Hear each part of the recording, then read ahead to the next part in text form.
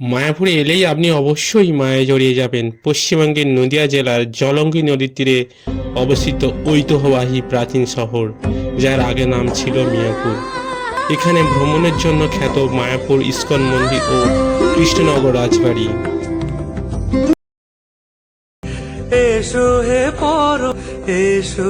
এবারে আপনি কিভাবে এখানে আসবেন ও কোথায় থাকবেন, সমস্ত কিছুই জানতে এই ভিডিওটি দেখতে থাকুন।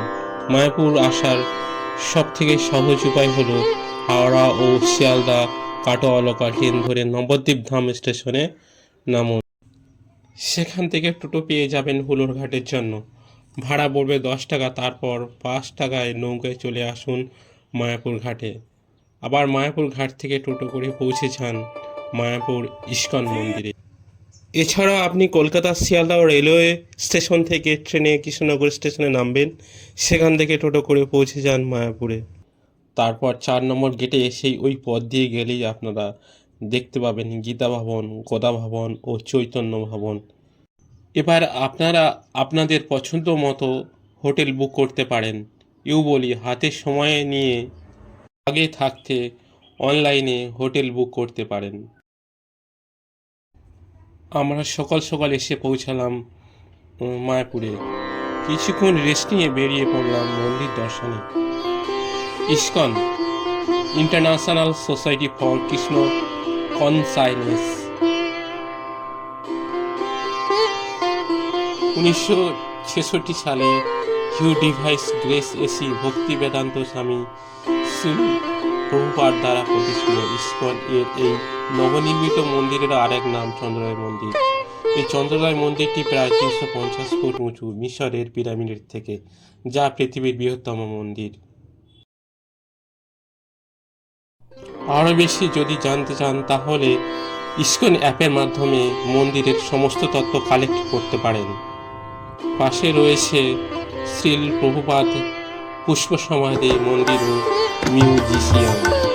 শ্রীল প্রভুপাদ পুষ্প সমাধি মন্দিরে রয়েছে বিশ্বব্যাপী ইস্কনের প্রতিষ্ঠাতা শ্রীল প্রভুপাদের সোনার মূর্তি।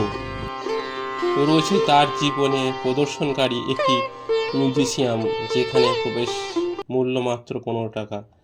রয়েছে একটি পুকুরও। এই মন্দিরে প্রবেশ করার আগে জুতো ও মোবাইল জমা রাখতে হয় এবং তার জন্য দিতে হয় 5 টাকা। ঠিক চত্বরে রয়েছে সবুজের সারি ফুলের বাগান।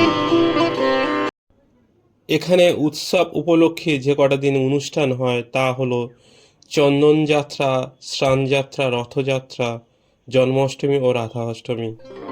মন্দিরের মধ্যে প্রবেশ করলে আপনি দেখতে পাবেন রাধা মাধব এবং অষ্টসখীদের।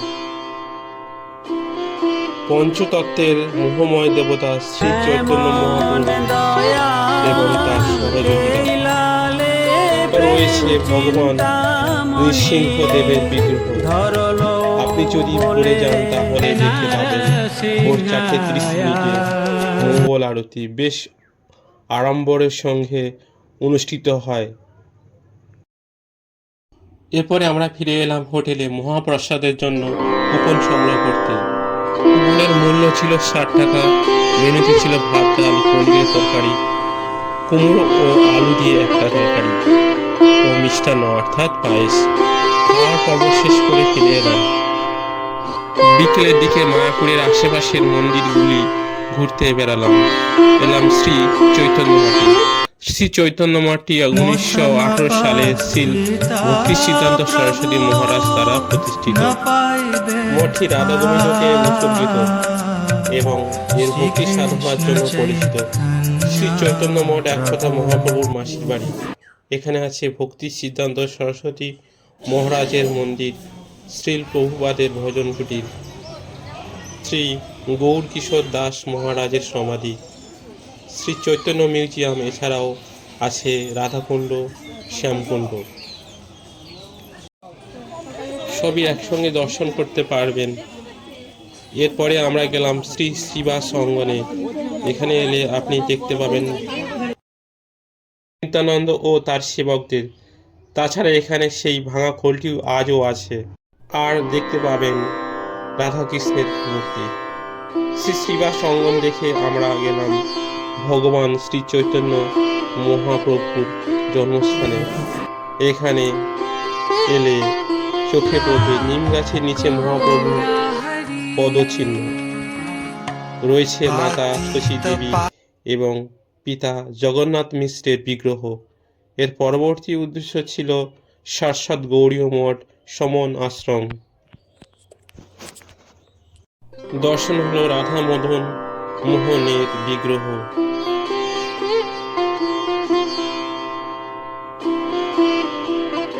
এরপরে যাত্রা করলাম আমাদের হোটেলে।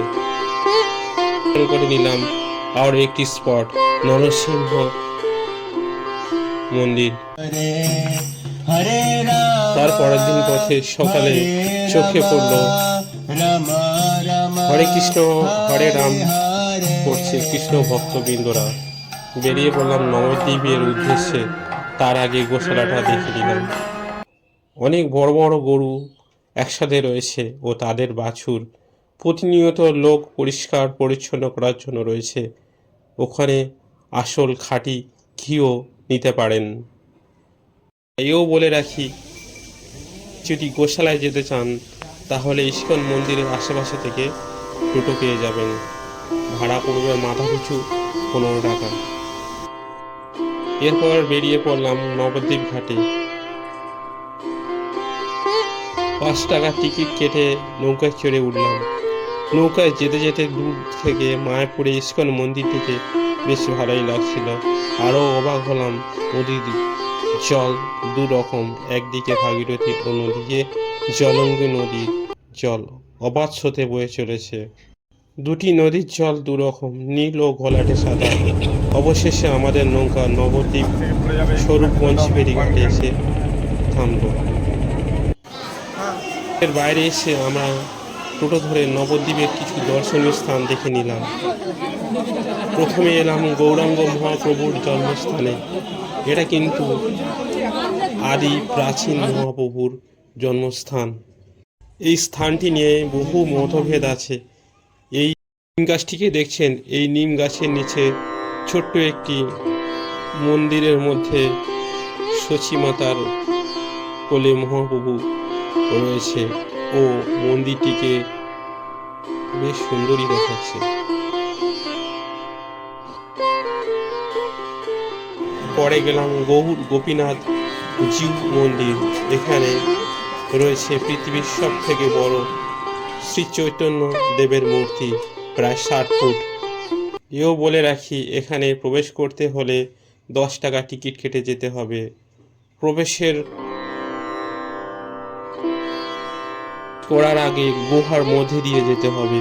বেশ সুন্দর একটা পরিবেশ, কৃষ্ণের নানা স্মৃতি রয়েছে এখানে।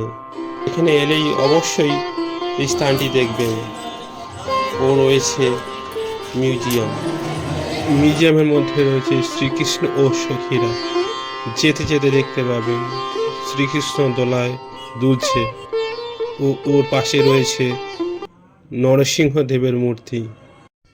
এছাড়াও আরও দেখবেন শ্রীকৃষ্ণ জীবন দশার নানা কাহিনী। এরপরে আমরা হোটেলে ফিরে এলাম।